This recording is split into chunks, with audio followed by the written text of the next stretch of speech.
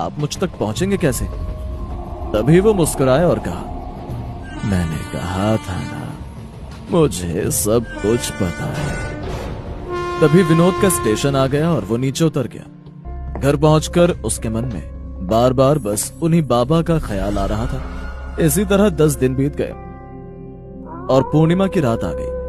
विनोद को उस रात नींद नहीं आ रही थी। वो बिस्तर पर बार बार करवटें बदल रहा था कि तभी अचानक उसके दरवाजे पर एक दस्तक हुई। दरवाजा खोलने पर उसके सामने वही बाबा थे। उन्हें देख विनोद की खुशी का जैसे ठिकाना ही नहीं रहा। मेरे पीछे आओ। उस बूढ़े व्यक्ति के कहे अनुसार विनोद उनके पीछे जाने लगा। चलते चलते वो जंगल के बीचों बीच पहुंच गए।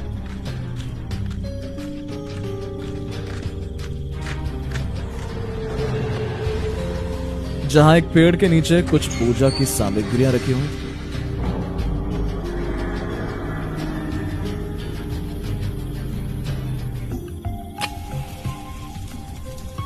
वो बूढ़ा व्यक्ति वहां जाकर बैठ गया और विनोद को भी सामने बैठने को कहा। विनोद के बैठते ही वो व्यक्ति मंत्रोच्चारण आरंभ कर देता है। चारों तरफ के वातावरण में अजीब सा शोर था। अब विनोद के मन में भी थोड़ा भय उत्पन्न हो रहा था। तभी उस बूढ़े व्यक्ति ने आंखें खोली और अपना हाथ आगे बढ़ाया, जिसमें जादू से एक मूर्ति प्रकट हुई। वो मूर्ति किसी देवी की थी। बूढ़े व्यक्ति ने उस मूर्ति को नीचे रखा और हाथ जोड़कर प्रणाम किया। ये मूर्ति देख रहे हो, ये देवी यक्षिणी की है।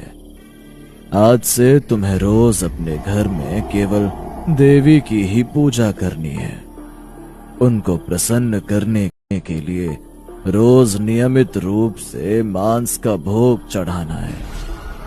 कुछ दिनों में जब देवी प्रसन्न हो जाएंगी तो वो स्वयं तुम्हें दर्शन देंगी। और याद रहे, जैसे ही देवी तुम्हें दर्शन देगी तो वो तुमसे जरूर पूछेंगी कि तुम्हें उनका आशीर्वाद किस रूप में चाहिए।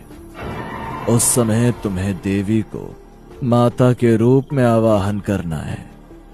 अगर भूल कर भी तुमने देवी का पत्नी रूप में आवाहन किया तो तुम्हें देवी के प्रति पत्नी भाव की सदैव पूर्ति करनी होगी।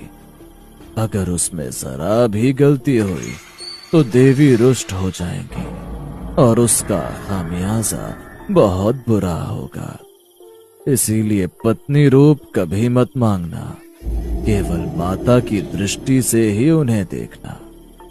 माता के रूप में अगर तुमने उन्हें प्रसन्न कर लिया तो वो तुम्हें जीवन की सभी सुख संपदा, धन दौलत, ऐशो आराम देंगे। एक बात हमेशा ध्यान रखना, भूल कर भी देवी का अनादर कभी मत करना। विनोद उस मूर्ति को लेकर अपने घर चला जाता और रोज नियमित रूप से पूजा करने लगा।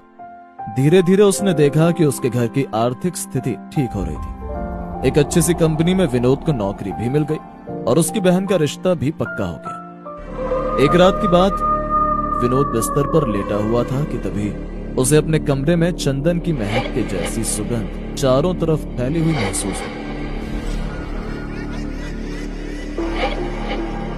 उसे लगा यह खुशबू कमरे की खिड़की के बाहर से आ रही है,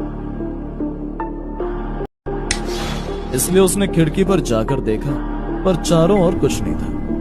तभी विनोद को अपने कान में एक फुसफुसाहट सुनाई दी। उसे लगा जैसे उसके कमरे में कोई है। उसने जैसे ही मुड़कर देखा तो सामने एक बहुत ही सुंदर सी लड़की खड़ी थी। उसके चेहरे पर इतना तेज था मानो चांद भी उसके सामने फीका लगे। उसका शरीर सफेद मोती के समान चमक रहा था। विनोद उस लड़की को देख मानो अपनी सुध बुध ही खो बैठा था।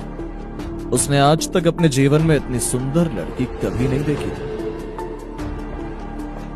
मैं तुम्हारे तप से प्रसन्न हुई विनोद। आज से तुम्हें अपने जीवन में कभी किसी चीज की कोई कमी नहीं होगी। बताओ, तुम मुझे अपने जीवन में किस रूप में चाहते हो? मैं हमेशा उसी रूप में तुम्हारे साथ रहूंगी। विनोद समझ गया था कि उसके सामने जो खड़ी है वो देवी यक्षिणी है। जिनकी पूजा वो इतने समय से करते आया था। उन्हें देख उसकी काम भावना बढ़ चुकी थी। उसने सोचा कि देवी के आशीर्वाद से पैसा, धन दौलत सब हो ही जाएगा, पर क्यों ना अगर वो इतनी सुंदर देवी को ही अपने पास रख ले तो जीवन में उसे किसी भी चीज की कोई कमी नहीं होगी। इसलिए उसने देवी को पत्नी रूप में चुनने का सोचा। देवी, मेरी बस एक ही कामना है, मैं आपको अपनी पत्नी के रूप में चाहता हूँ। सोच लो विनोद, अगर मैं तुम्हारी पत्नी बनी तो तुम्हें मेरी खुशी का ध्यान रखना होगा और मेरे सिवाय जीवन में किसी और स्त्री की परछाई तक से दूर रहना होगा। गलती से भी मुझे कभी रुष्ट मत करना, वरना मैं जो तुम्हें दे सकती हूँ मैं वही तुमसे छीन भी सकती हूँ। ये सुन विनोद थोड़ा सकपका गया, पर उसके मन में लालच ही इतना था कि वो यक्षिणी की सारी बात मानने को राजी हो गया। धीरे धीरे विनोद शहर का बहुत बड़ा और